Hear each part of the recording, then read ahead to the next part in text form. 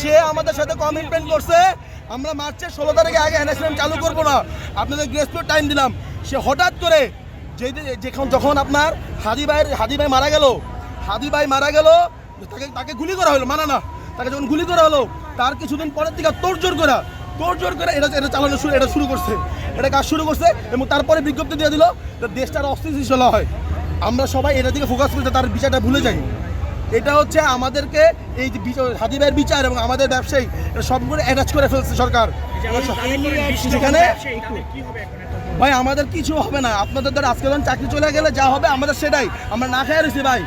আমরা জানুয়ারি 1 তারিখ থেকে 12টার পরে 1:30 পরে আমরা দেখি আমাদের মোবাইলে সিম চলে না, ঠিক কাস্টমার ফোন দেয় ভাই সিম তো গেছে গা, যেখানে তো যাওয়ার কথা ছিল না। যেটা বলছে ওনাদের মুখেরই কথা, ওনাদের মুখ নন্দ কিছুটা কিটা কথা বলে ওনারা নিজের মুখে বলছে যে যেটা 31 ডিসেম্বরের আগে লাস্ট বাটপাড়ির পরে ওনারা তো অনেক বাটপার এখানে হলো বাটপাড়ির পরে যখন বলছে 31 ডিসেম্বর আগে বন্ধ হবে না, সেগুলো কালোবাজারি চলতেছে, সম্পূর্ণ সিন্ডিকেটের কালোবাজারি।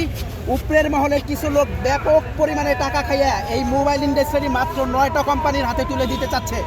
আমরা যারা একদম দীর্ঘদিন যাবৎ 10 থেকে 15 বছর যাবৎ তিলে তিলে ইন্ডাস্ট্রিটা গড়ে তুলছি, আমাদের সবার পেটে লাত্তি দিয়ে এই সেক্টর থেকে বাইর করে দিতে চাইতেছে সম্পূর্ণ 30 থেকে 40 লক্ষ লোক। আর প্রধান উপদেষ্টার যে প্রেস সচিব ফয়েজ, উনি হচ্ছে একদম টাউট একটা লোক, ওনার মুখের কথার কোনো জবাব নাই এবং উনি রাতের অন্ধকারে আমাদের ব্যবসায়ীদের হ্যারেস করতেছে। রাত 3টার পর ব্যবসায়ীদের ওনার নির্দেশে ডিবি তুলে নিয়ে যায়। এই 5 আগস্টের পর স্বৈরাচার পালানোর পর কেন রাত 3টার